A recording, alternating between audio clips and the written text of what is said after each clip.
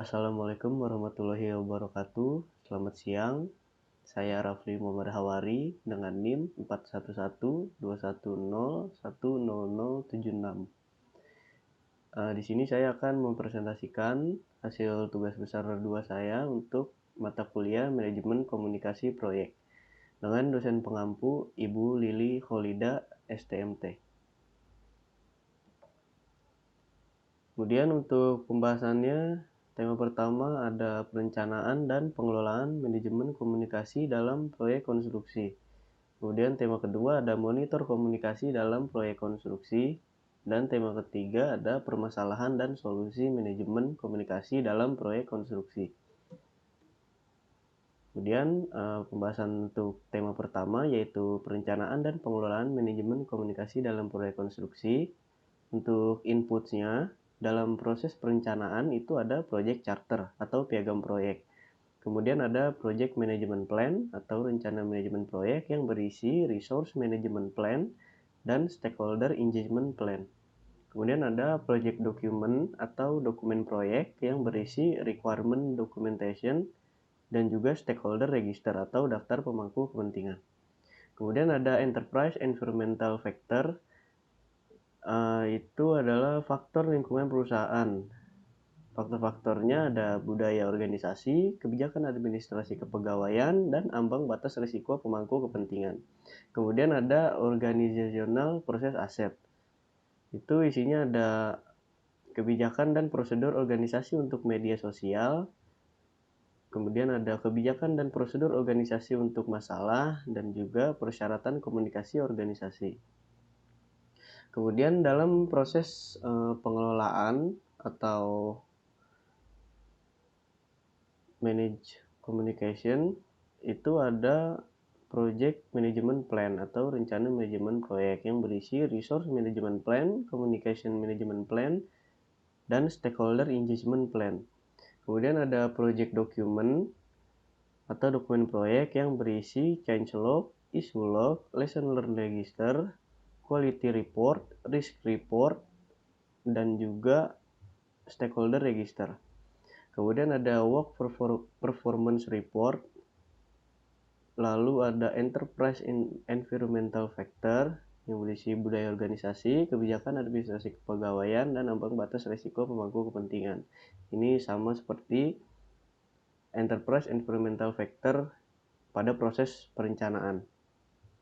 Kemudian yang terakhir juga ada organizational proses aset atau aset proses organisasi yang berisi kebijakan dan prosedur organisasi untuk media sosial, kemudian kebijakan dan prosedur organisasi untuk masalah, dan juga persyaratan komunikasi organisasi. Ini juga isinya sama seperti pada proses perencanaan.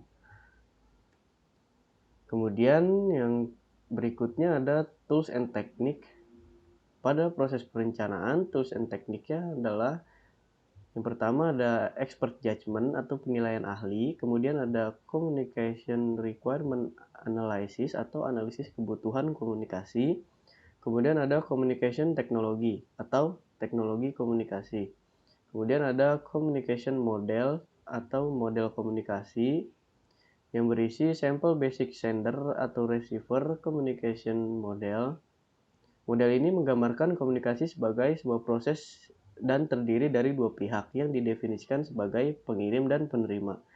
Lalu ada sample interactive communication model. Model ini juga menggambarkan komunikasi sebagai proses yang terdiri dari dua pihak, tetapi mengakui kebutuhan untuk memastikan bahwa pesan telah dipahami.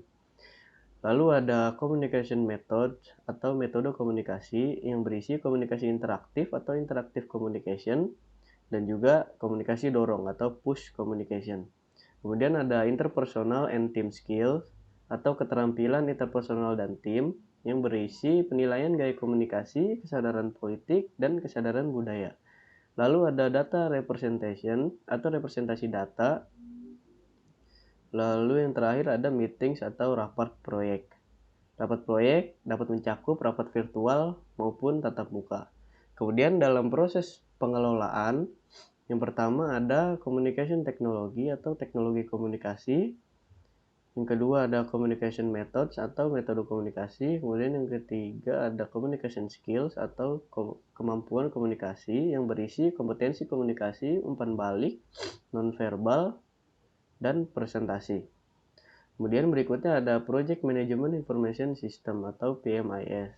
PMIS atau Sistem Informasi Manajemen Proyek menyediakan akses ke perangkat lunak teknologi informasi. Kemudian ada Project Reporting atau pelaporan proyek. Beberapa tipe laporan dalam manajemen proyek yaitu status report, progress report, dan trend report.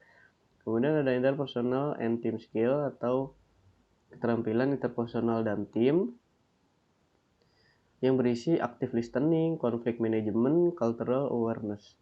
Kemudian yang terakhir ada meetings atau rapat.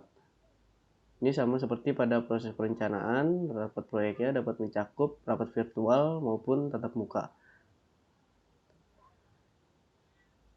Kemudian yang terakhir ada outputnya. Dalam proses perencanaan, outputnya ada communication management plan atau rencana manajemen komunikasi. Kemudian ada project management plan updates atau perubahan rencana manajemen proyek. Kemudian yang terakhir ada project document update yang berisi jadwal proyek atau project schedule dan daftar pemangku kepentingan atau stakeholder register. Kemudian pada proses pengelolaan, outputnya ada project communication, kemudian ada project management plan updates, lalu ada project document updates yang berisi issue log, lesson learned register, project schedule, risk register, dan stakeholder register. Kemudian yang terakhir ada organizational process asset update atau OPA updates yang berisi catatan proyek dan juga laporan presentasi proyek yang direncanakan dan ad hoc. Kemudian tema pembahasan yang kedua ada monitor komunikasi dalam proyek konstruksi. Inputnya dalam proses ini adalah project management plan yang berisi resource management plan, communication management plan, dan stakeholder engagement plan. Kemudian ada project document yang berisi issue log, lesson learned register, dan project communication. Kemudian ada work performance data, lalu ada enterprise environmental factor yang berisi budaya organisasi, membangun saluran, dan tren praktik atau kebiasaan global. Kemudian ada organizational process asset atau OPA. Ini pada proses monitor komunikasi ini, OPA-nya itu berisi kebijakan dan prosedur perusahaan untuk media sosial, persyaratan komunikasi organisasi, dan pedoman standar untuk pengembangan, pertukaran, penyimpanan, dan pengambilan informasi. Kemudian ada tools and tekniknya. Dalam proses ini ada expert judgment atau pendapat ahli. Kemudian ada project management information system atau sistem informasi manajemen proyek. Lalu ada data representation. Dan juga ada interpersonal and team skill. Kemudian ada yang terakhir ada meeting. Meetingnya juga dapat berupa tatap muka ataupun virtual. Kemudian outputnya untuk proses ini ada work performance information atau informasi prestasi kerja, kemudian change request, lalu ada project management plan updates, dan yang terakhir ada project document updates yang berisi issue log, lesson learned register, dan stakeholder register. Kemudian tema pembahasan yang ketiga ada permasalahan dan solusi manajemen komunikasi dalam proyek konstruksi. Manajemen komunikasi proyek meliputi semua proses yang memastikan kesesuaian dan ketepatan dalam perencanaan, pengumpulan, pembuatan, penyebaran, penyimpanan, pengembalian, pengelolaan, pengontrolan, pengamatan, dan status dari informasi proyek. Permasalahan yang biasa terjadi dalam manajemen komunikasi proyek konstruksi itu yang pertama ada komunikasi yang cenderung tertulis ketimbang komunikasi langsung.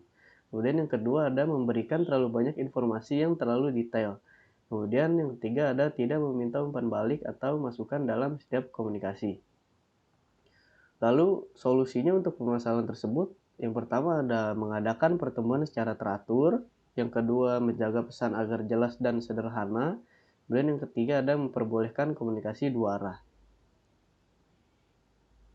Di sini saya ada studi kasus, analisis manajemen komunikasi dan manajemen risiko pada manajemen proyek pada PT Telkom Indonesia Tbk. Permasalahan